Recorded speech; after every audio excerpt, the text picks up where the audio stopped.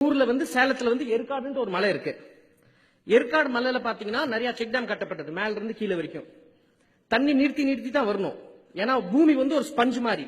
இந்த water shed ஏரியால தண்ணி மொல்லமா நின்னு கீழே போய் பூமிக்குள்ள போய் ஊத்தெடுத்து ஆறு வழியா ஓடி வானத்தோட உச்சியிலிருந்து கடலோட ஆழத்து வரைக்குமே இந்த ஜர்னியை டிஸ்டர்பே பண்ணக்கூடாது. இப்போ உங்களுக்கு வெள்ளம் வந்துச்சு சென்னையில. நாங்களும் ரொம்ப எல்லாம் அப்படி அழுவல, நீங்களாம் எங்களுக்கு அழுவுறது இல்லையே, நாங்களும் உங்களுக்கு அழுவல. ஆனா என்ன, கொஞ்சம் மூங்கில் எல்லாம் இருந்தது, நிறைய மூங்கில் இருந்தது.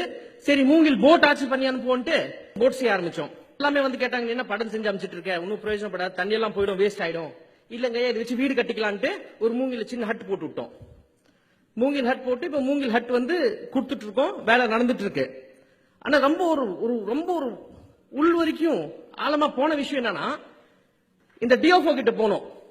சார் கொஞ்சம் சென்னைக்கு மூங்கில் வேணும், ஏற்காடுல பகுதியில எல்லாம் மூங்கில் இந்த பூ விட்டுருச்சு, மூங்கில் நெல்லெல்லாம் வித்துட்டோம், மூங்கில் காஞ்சு கிடக்க, மலைவாழ் மக்கள் நல்லா தட்டி அடிப்பாங்க பொழந்து, அதுல கொஞ்சம் ஹட் செஞ்சு அனுப்பலாம், நீங்க தொழிற்சாலைக்கு கொடுக்கிற காசுக்கு எனக்கு கொடுங்க, சேர்த்து ஒரு 100 ரூபாய் கூட வாங்கிக்கோ, ஆனா அந்த மலைவாழ் மக்கள்னாலதான் அவ்வளவு பெருசா தயாரிச்சு அனுப்ப முடியும், இந்த வெள்ள நிவாரணம் ரொம்ப நல்லா இருக்கும். அழுகுறாரு,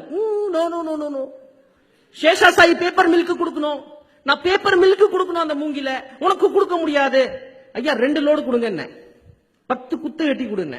பிசிசிஎஃப் கிட்ட போனாரு, பிசிசிஎஃப் கிட்ட வந்தேன். அந்த பில்டிங் கேட்டா நான் லெட்டர் அனுப்பிச்சு விட்டாரு. திருப்பி 3 நாள் கழிச்சு வந்தேன், ஐயா அந்த லெட்டர் வரலையா, லெட்டர் போயிடுச்சு, அங்க போய் கேளு. திருப்பி டிஓபி கிட்ட போனோம், லெட்டர் வரலன்னாரு. அப்படிங்கிற ராஸ்கல் உனக்கு உதட்டினா உண்டா இல்ல? இவ்வளவு அயோக்கியத்தனத்துக்கு ஒரு அரசாங்கம் வேலை செய்யுமா? இதோட அயோக்கியத்தனம் நம்மளால பண்ண முடியுமா? பொது மக்களுக்காக நம்மளோட ஒரு மண்ணு ஒரு தண்ணி பயன்படக்கூடாது. யாருக்காக பயன்படணும்? தொழிற்சாலைகளுக்காக பயன்படணும், பெரிய பெரிய கான்ட்ராக்டருக்காக பயன்படணும், நிறுவனங்களுக்காக பயன்படணும். கால இருந்து தூர்வாரல ஏரியில தூர்வாரல பேசிட்டு இருக்கீங்க. ஏரி எல்லா ஏரியிலும் தூர்வாரப்படுது. எதுக்காக வரப்பட்டது? நேஷனல் ஹைவே கட்டியிருக்காங்க பாருங்க, 4 வேலைன்னு, எல்லாமே நம்ம ஏரி மண்ணை தூர்வாரி கட்டப்பட்டது. இந்த தூர் யார் வர்றது? யார் அவன்? மணல் கொலகாரன். இன்னைக்கு ஏரி மேலையும் கை வச்சுட்டான்.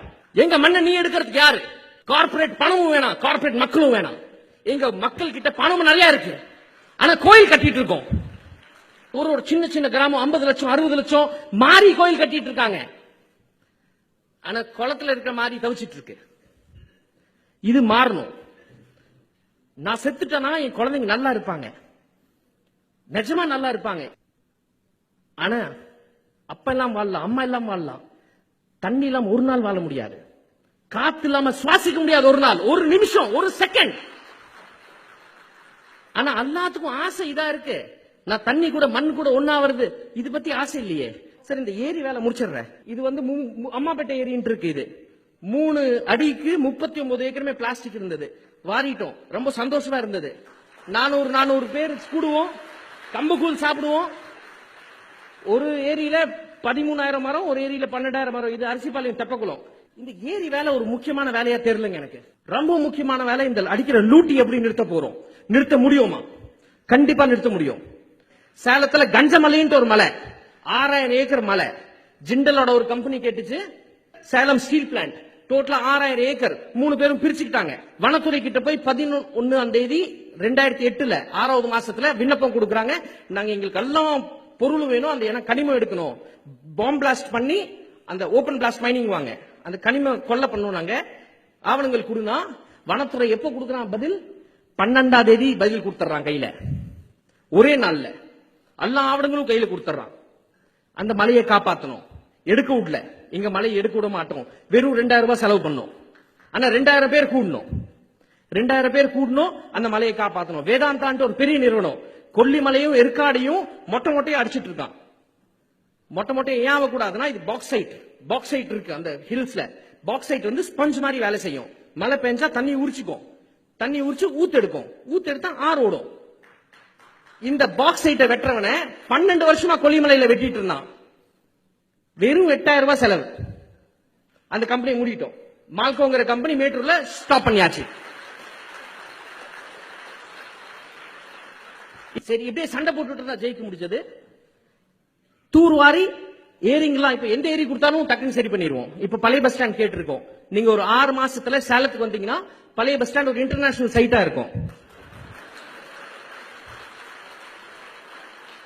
ஒரு பக்கம் சண்டை போட்டுட்டு இருக்கோம், ஒரு பக்கம் ஏரியை தூர்வாரிட்டு இருக்கோம்.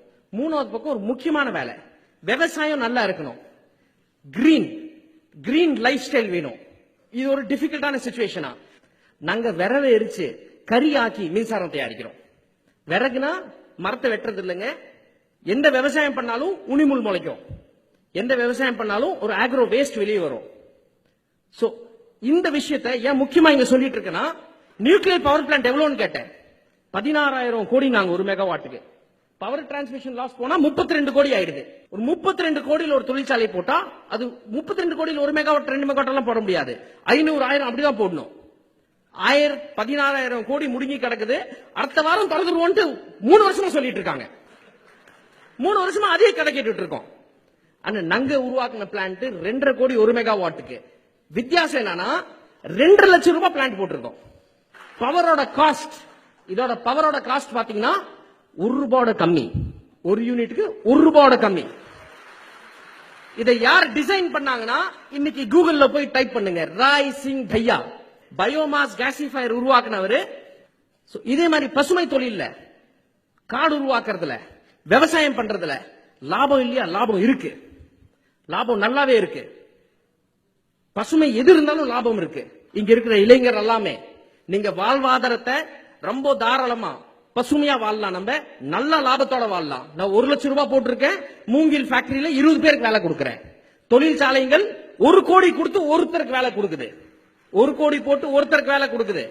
நம்பாதீங்க, ஃபாக்ஸ்கான் நோக்கி எல்லாம் மூடிட்டு போயிட்டான், எல்லாம் சாதிட்டு போயிட்டான், கண்டுக்கிறது இல்ல. ஆனா பசுமை தொழில நிறைய லாபம் இருக்கு. ஒரு மாற்று வழி. So conservation, activism and sustainable development, இது மூணுமே செஞ்சீங்கன்னா கண்டிப்பா பணத்தாலையும் லாபம் இருக்கு, உடம்பும் நல்லா இருக்கும். தினைக்கும் காலையில மண்ணும் தண்ணியும் கையில படணும். சூரியன் பட்டா ஹெல்தியா இருப்போம். மூளை கொஞ்சம் அதிகமா நல்லா வேலை செய்யும். இந்த மூணுக்கும் வழி இருக்கு. பியூஷ் மானுஷன் Facebookல தேடுங்க, திட்டுறதெல்லாம் அதோட வச்சுக்கோங்க.